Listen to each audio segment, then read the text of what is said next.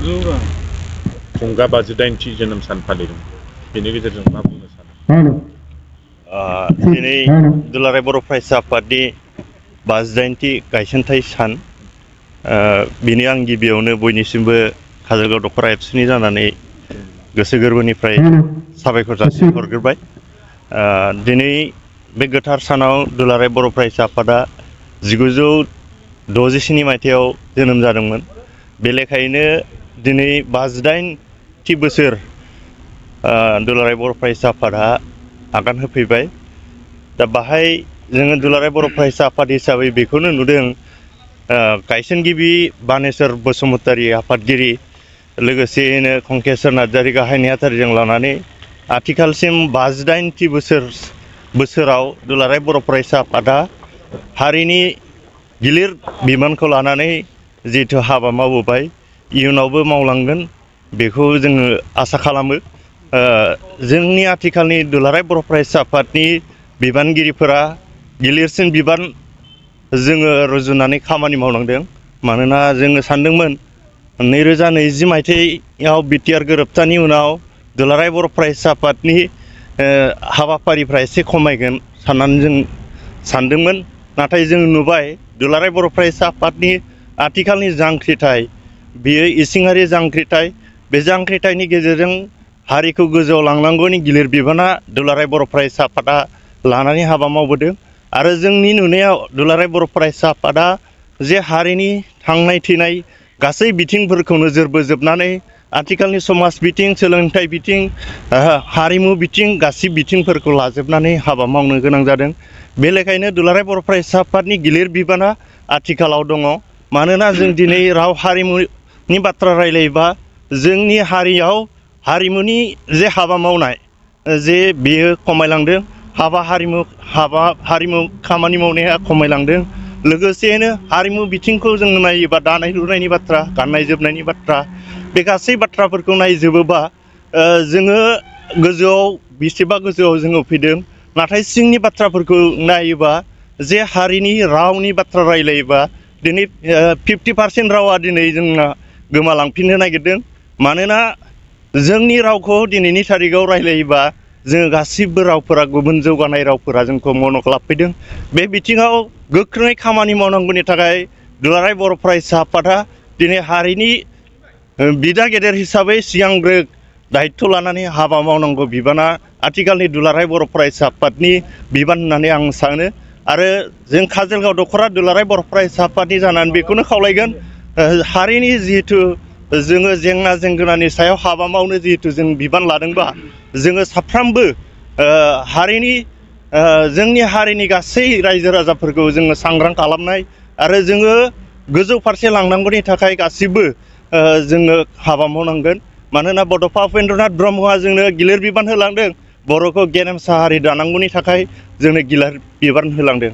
दा बेनि थाखायनो बे मिशनजों बे थांखिजों आथिखालनि दुलाराय बर' फरायसा आफादा जोंनि राव हारिमु समाज बे बिथिंफोरखौ लाजोबनानै हाबा मावनांगौनि बिबाना आथिखालनि 58थि बोसोरनि बिबानगिरिफोरा गिलिर बिबान दं होननानै आं सानो।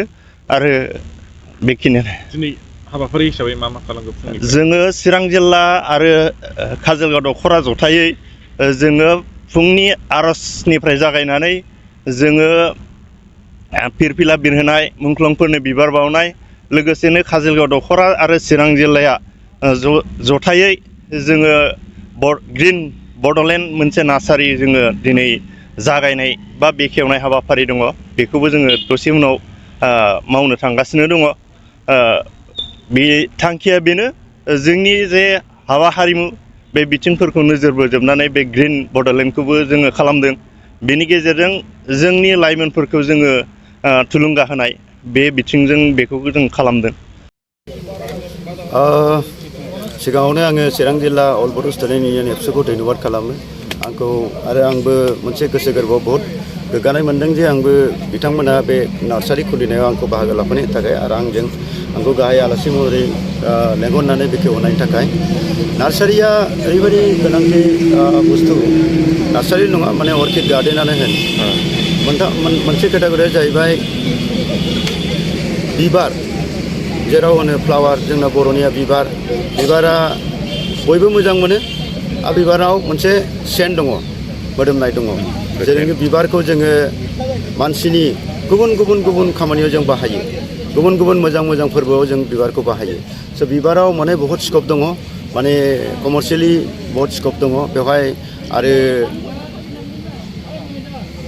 जिहेतु बिबाराव 62+ भेराइटि दासिमबो माने रिसार्च हिसाबै मोननाय जादों आरो बेफोर भेराइटियाव बहुत गुबुन माने समायनाजों लोगोसे माखासे मेडिसिनेल भेलुबो दङ आरो बेफोरखौ जोङो जुदि कमार्शियेल खालामनो हायोबा जोंनि थाखाय बहुत गोग्गाथाव आरो एबसुआ दिनै जि आखायाव लादों बेखौ आं जोबोद गोजोननाय मोन्दों मानो होनबा बिथांमोना दिनै मोनसे बर' जाथिखौ बिसोरनि लाइभलिहुडनि थाखाय सार्भाइभेलनि थाखाय गावसिनिल' नङा जाहाथे बिनि थ्रुयै बे माइदमनि थ्रुयै बिबारनि थ्रुयै बिथांमोना जोंनि जाथिफोरखौ मोनसे स्किल डेभेलपमेन्टनि थ्रुयै हर्टिकालचारखौ बोरै बानायनांगौ बोरै सेटआप खालामनांगौ माबोरै दै लुनांगौ माबोरै थिक खालामनांगौ माबोरै ग्र' खालामनानै बेखौ कमार्शियेल खालामनानै आरो जाहाथे बिसोरबो आरो थांनानै गावसिनि न'फ्राव गावसिनि जायगायाव थांनानै बेखौ आरो माल्टिप्लाइ खालामहैनो हायो गुबुन जायगायाव बेखौ बिथांमोना बे दिनै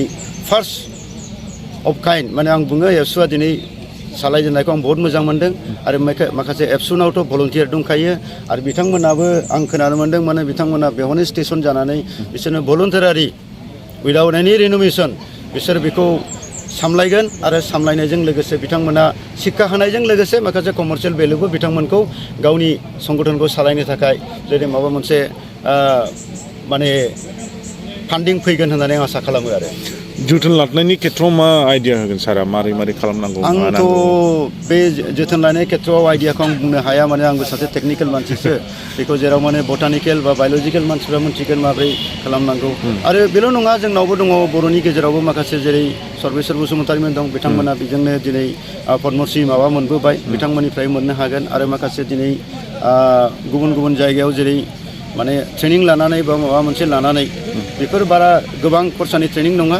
बेफोरनि थ्रुयै माबोरै जोथोन लानांगौ बेखौ जुदि शिक्षा लायोबानो जोथोनखौ हागोन बादि होननानै आं आसा खालामो आरो थेंक इउ